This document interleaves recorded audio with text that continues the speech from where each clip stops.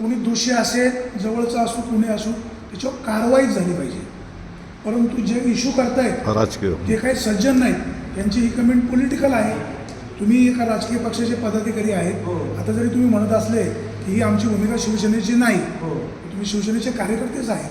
ते असं पण म्हणाले की जे आपल्यावर जे आरोप होत आहेत, आपले कार्यकर्त्यांनी ते आरोप परतवले पाहिजेत, ही त्यांच्या भूमिकेत चूक आहे.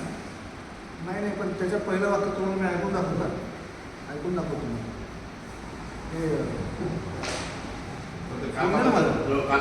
सांगतो ना तुम्हाला. काकाबद्दलचं वाक्य असं आहे का त्यांनी जेव्हा वाणीने त्यांना फोन केला होता, एक कनेक्शन असं आहे की तो कोण आहे, तर काका म्हणजे माझा कोणीच नाही.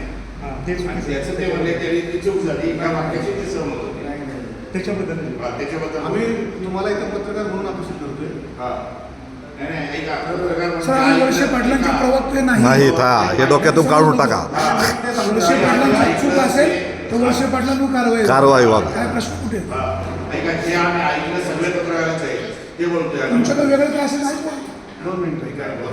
बरोबर आहे. आमचे सरकारी समजा काका चुकले असते किंवा आणखी दुसरे कोणी काही चुकले असते, निदान आमचे सरकारी आमचे सरकारी समजा काका चुकले असते किंवा आणखी दुसरे कोणी काही चुकले असते, निदान आमचे सरकारी डान्स भाग चालवणार.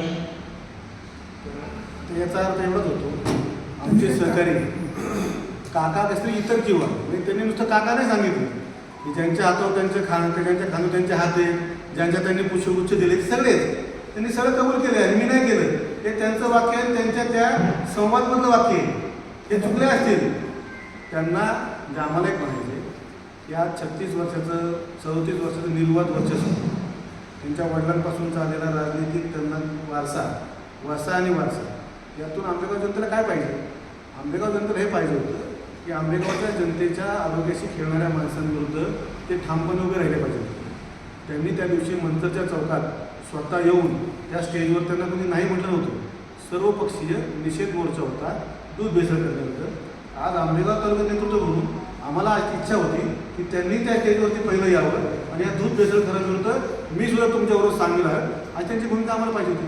पण त्यांची भूमिका म्हणजे करनी से आपकी पुरी कर्तबदारी पता चलती है. म्हणजे करणी कथनीत फरक आहे. हां, लय फरक आहे. कथनी आम्ही ऐकली. आता बघा, आम्ही कसे जे ऐकल जे बघल त्याच्यावर विश्वास ठेवतो. आम्ही स्तोत्रावर विश्वास ठेवत नाही आणि आम्ही यांच्यावर विश्वास ठेवला आहे की त्यांचं म्हणणं असं आहे. कारवाई झाली त्या दिवशी त्यांनी माध्यमांना सांगितलं होतं कारवाई होईल, पुन्हा पाठवली आणि पहिल्या दिवशी त्यांनी त्यांची भूमिका स्पष्ट केली. साहेब, तुम्हाला मी सांगतो, 36 वर्ष निर्वाह सत्ता, परत सांगतो, त्यातले जवळपास 1.5 ते 2 वर्ष गृहमंत्री, 16 वर्ष मंत्रिपद. म्हणजे आज काही त्यांचा जी पोहोच आहे ती काय महाराष्ट्राच्या साधारणता एवढी नाही. आज त्यांना वरिष्ठ नेता. तर त्यावेळी त्यांची अशी पाहिजे होती भूमिका की सगळ्यांना ज्यांना त्रास आहे, ज्यांना वाटते की ते भेसळ होते, त्यांनी माझ्याकडे या, तुम्ही मला नावं सांगा, मी त्याच्यावर धाडी टाकतो, त्यांना आपण पकडून देऊ आणि अशा सगळ्या लोकांच्या आरोग्याला त्रास देणाऱ्या नराधमांना, हा नराधमच झाला. काही प्रकारचे नराधम लोकांच्या याच्याशी इज्जतीशी खेळतात, काही लोक त्यांच्या आरोग्याशी खेळतात. आरोग्याशी खेळणारे पण नराधमच आहेत. यांच्यामुळे आज माझ्या तालुक्यातल्या 16 लहान मुलांना कर्करोग आहे. माझे सहकारी प्रवीण टेमकर, त्यांच्या मुलाला कर्करोग आहे. म्हणजे हे काय साधी गोष्ट नाही साहेब. ज्या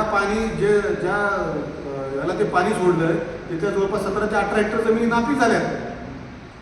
जमिनीमध्ये काय पेरलं तर उगत नाही, ही सत्यता आहे. तुम्हाला पाहिजे तुम्ही माझ्याबरोबर चला म्हणे साहेब, तुम्हाला पण मी दाखवतो.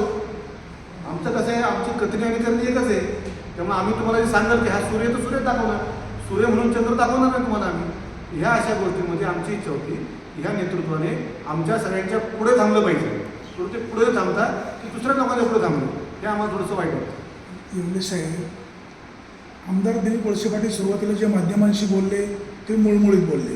नंतर तुम्ही आक्रोश केला, मग त्यांनी संवाद साधताना भाषा कडक वापरली.